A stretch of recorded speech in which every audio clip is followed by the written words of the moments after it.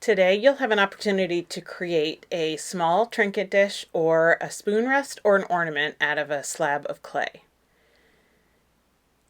To get started, you need to roll your clay into a ball. Some people like to roll it in their hands, some people like to roll it on the table, but roll it into a ball and then use either a clay mat or a piece of fabric to flatten it into a pancake.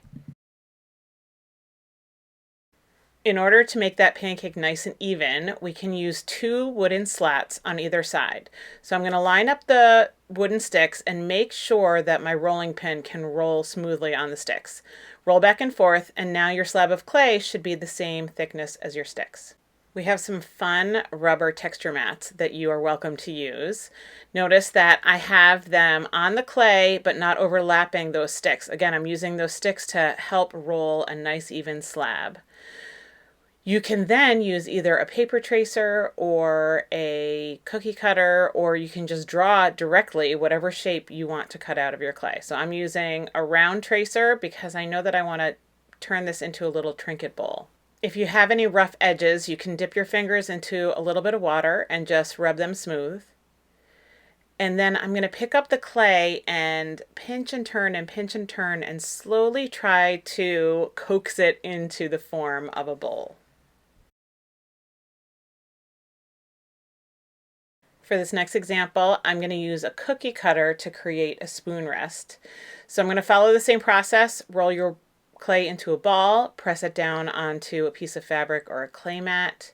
Use the 2 wooden slats to roll out an even slab of clay. This time when I use the texture mat, I don't want it to cover the whole shape because I don't want the penguin to have texture on his face. So I'm just going to use it across the bottom. Now I can pull up the texture and use my little cookie cutter. Remove the extra clay and then try to round that out so a spoon would comfortably rest in the shape of your little clay slab. I usually let these dry with a stick or a paintbrush under the base to help form that curve in the neck of the spoon.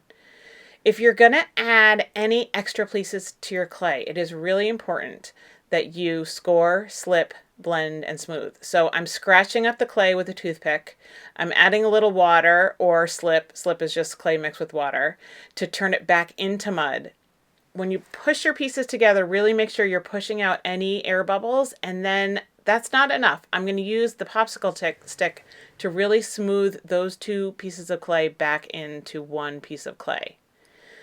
The same thing will happen with the belly of the penguin. I'm going to scratch up my clay, get it wet on both sides, smush it down, and really use some pressure to try to push out any possible air bubbles.